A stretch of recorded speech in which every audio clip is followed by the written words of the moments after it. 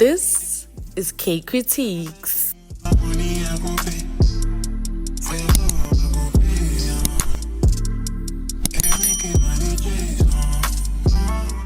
Hello everybody and welcome to another episode of Kay Kritiques, where we discuss all things South African television. And as you can tell by the title of today's video, we are reviewing and recapping Law, Love and Betrayal Season 1 Episode 4, titled We Know the Man by the Company He Keeps. So as you guys already know, in every single episode there's always a major case and then we have our minor storylines. So we are going to be talking about our Fresh Picks case, which is our major storyline for this episode, a little bit later in the episode. But for now, I just want to get out the minor storylines out of the way so that we can focus on the major storyline. So in the previous episode, I feel like the Gugu and Thabo conflict wasn't resolved properly, and I do feel like this is gonna come back to bite us in the butt, because I feel like there's this unspoken thing that's going to come in between them in the future, because I don't think that they really resolved the conflict. But we swiftly move on from that. We didn't even really get a recollection or somebody speaking on it between Gugu and Thabo. We just glossed over it, and I don't like that. I don't like that there's this big unresolved issue, because I think this is going to be the straw that's gonna break the camel's back. In this episode, Gugu actually finds out from Fairs that the Mokwena land was worth 300 million when they settled for 2 million rand, and she also finds out that Gatsha knew about this. And I knew this was gonna happen because Gatsha wasn't really that proactive in actually hiding this information. He literally just took the file from Fairs and then asked him to settle. And Fairs is a gossip monger. He likes to gossip. So obviously when he approached Gugu, he's like, why would you settle for 2 million when that land is worth 300 million?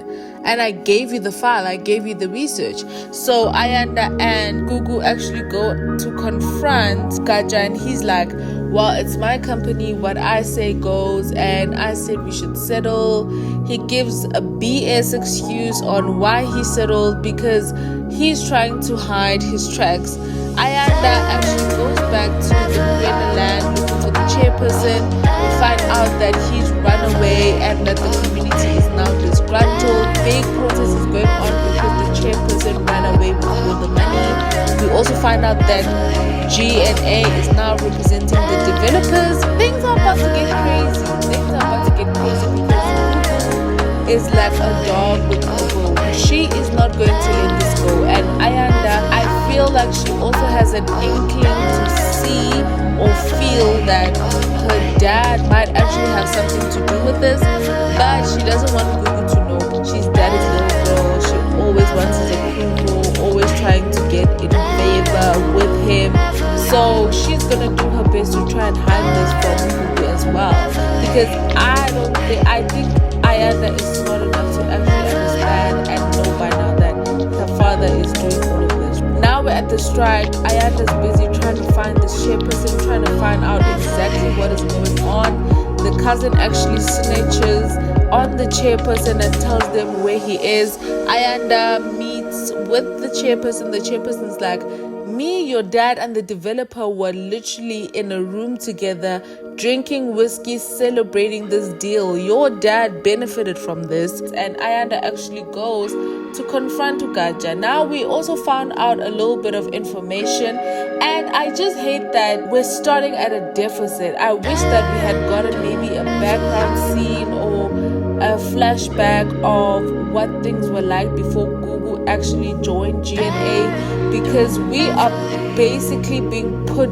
into the crux of the matter. We don't have any background information other than what we've learned over the past 3 episodes on the type of person that Gatsha is, the type of person Ayanda is. But I feel like there's so much mystique and mystery around the Gumede family that we still haven't delved into, because I just found out that Ayanda actually has a brother. The brother is in Sweden, and they're talking something about dad holds grudges. He never lets go of a grudge. He's like a dog with a bone. He'll never ever forget if you did him wrong, or if he doesn't approve of something, he'll never let it go. And I'm like, what did the brother do that he's in Sweden and he's excommunicated from the family? Gatsha doesn't want to talk to him and all these grudges, right? We also find out that Ayanda actually left the firm at a certain point in time. We find out that she actually went to a different law firm for a couple of weeks and she actually came back after Gatsha asked for help. But now we see that Gatsha didn't approve of that and he's still holding on to that grudge. Ayanda goes in there to confront him and is like, will you ever forgive me for this? When will we ever get past this? I came back for you because I thought we were building something as a legacy, right?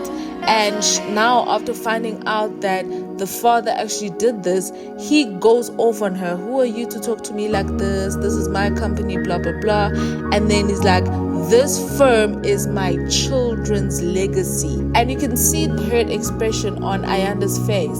And I'm like, is Ayanda not his biological child? Is that why that was a sting to her? He literally said, this firm is my children's legacy. But Ayanda's also your child and she's a lawyer and she's here working, fighting to be senior partner. So if this is her legacy, why would you say that to her and why did it hurt her like that? And that's why I'm saying that there's so much mystique around the Gumede family that we actually don't know what's going on, child. We also finally find out who Dineo is. I have been asking for the past 2 episodes, who is Dineo and why is Thabo so secretive about text messages? Why is he not answering the calls? Why is he always so flustered when Dineo comes up? We finally find out who she is. Apparently she is a friend of both Thabo and Gugu. She's back after 4 years from God knows where. Thabo is sneaking around with her, sneaking her into Gugu's grandfather's house, which I felt was a little bit suspicious because I didn't know where things were going. Because at first I didn't think that Gugu knew who Dineo was, but then I found out later that Gugu actually knows. They all grew up together. I was like, oh, okay. But I also just had a feeling that maybe Gugu doesn't know what's going on here because of the way they were acting. It looked a little bit flirtatious until things take a turn for the worse, where Dineo is now talking about what we did.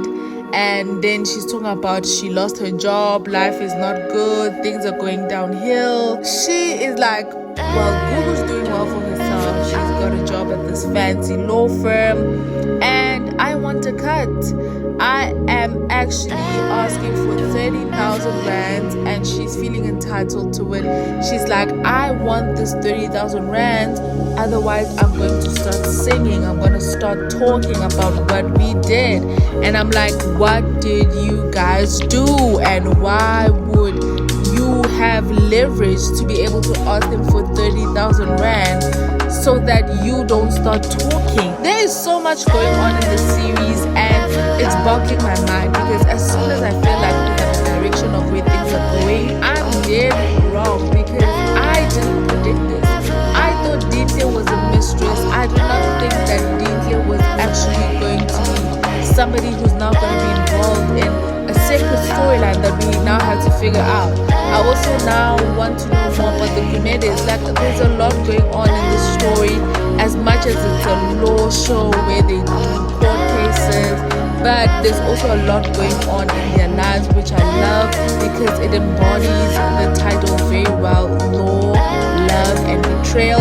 And I feel like this is going to be the betrayal portion of the show, this Dineo storyline. Maybe Thabo and Dineo are gonna betray Gugu for money. I don't know what's gonna go on, but I am very, very, very excited to find out. And now let us get to the big shebang of the episode, which is the Fresh Pigs case. The Fresh Pigs case is about a grocery store where the employees actually want to sue for being injured during the looting of this supermarket, right? These are James's clients and he wants Gugu to help. He wants to find out who released the tweets that actually instigated this whole looting thing. And we start to see Gugu's Achilles heel, which is her high horse. And I'm like, you being on your high horse and your morality, like your high moral ground, is going to get you fired because at the end of the day, you are a lawyer. you are supposed to be one of the most unbiased people in your profession, where you don't judge people. You have to defend murderers, different people that you might not want to defend, especially when she was still a public defender as part of the NPA. I don't understand, because she's like, oh, you want to defend the big corporation, why not defend the people who were injured and the employees, blah blah blah. It's like, Gugu girl, you're here to work. You're not here to question whether or not your client is guilty or innocent. You're here to make sure that they win this case. Even if they're guilty, your job is to keep them out of jail. Ayanda, we see her on the other hand, she wants this case because she's still vying for senior partner, but her father, I feel like Gatsha hates her, bro. I don't know why he doesn't like her. He just hates her. He's just like, no, you are not getting it. I need competent people, and Gugu and James are gonna handle this. I don't need you to mess up anything. I feel like Gatsha really hates Ayanda's guts, and I need to figure out why. What happened between them? Because I highly doubt that it's because she divorced Trevor, or because she was cheating on Trevor, or it's because she actually left the law firm. I doubt that's the case. I doubt that that's the reason why Gatsha hates Ayanda so much. But anyways, the Twitter page is actually called Itiye, which stands for tea, which is like you're spilling tea, you know, when you're gossiping. So it's a gossip page. And we're having this fight between Gugu and James, where it's morality versus money. James obviously represents the money and Gugu represents the morality, because now they're having this thing of, do we sacrifice our morality for money, profit over people? Do we fight for the people in spite of us losing money and profit? And James is like, listen, this is my case and I don't want to lose it. I'm vying for a senior partner and I don't want anything to mess it up. Your goody two-shoes act is not going to work here. We're here to defend fresh pigs. We don't care. And that's why I was saying that Gugu's high horse might just get her fired, because I don't think she should be in this law firm if she's going to have this high moral ground, this high morality ground. I would never ever be able to sacrifice and put aside my morals and values just for the sake of doing a job. You get what I'm saying? I mean, you can always specialize and actually just focus on the certain aspects, but if you're working for a company, if you're working for a law firm where they tell you which case you get, you don't decide for yourself. It's always about how much income are you bringing into the firm. Are you an asset here? And if you're not, they're giving you the boot. So Gugu needs to actually pay more attention, closer attention to how she's moving in this space. Otherwise, it's chai for you, girl. It's chai for you, girl. They actually find out who is running this page. It's Balisa Muhao, and her family owns a smaller supermarket that is in direct competition with Fresh Pigs, and Fresh Pigs actually managed to wipe them out. So she's vindictive. She wants to fight for her family. And Balisa is played by our very own Pamela Mtanga. I love Pamela, and she did a great job, I think, for her first role, her first acting gig. I think she did a pretty good job. I know I'm of the ilk, or I'm of the opinion that influencers shouldn't be getting acting gigs. Let's hire the after students. Let's hire people who are actually qualified, who studied for this craft, and actually give them opportunities to show up and show out. But I think she played this role very well. There was some parts where I was like, cringy a bit, but overall I actually enjoyed her performance. But yeah, let's give after students their time to shine. But I think Pamela did a very good job, and if she wanted to pursue the acting thing, I think she just has to hone her craft a little bit, because there were some areas where it was just like, okay, you're overdoing it a little bit. This doesn't feel as organic. It doesn't feel like a normal conversation, which her inflections will be a little bit too, where it's like, okay, no real person talks like this in real life. Like, you don't talk like this in real life, so why are you changing how you talk just to fit into, you know? But anyways, I liked it. She basically admitted that she owns the page. They recorded her, but it is illegal because it's not admissible in court. And I just want to note, before we even carry on, I just want to note that I called it. The chemistry between Gugu and Jay, visible through the screen. You could feel it through the screen that these two, the chemistry was insane, okay?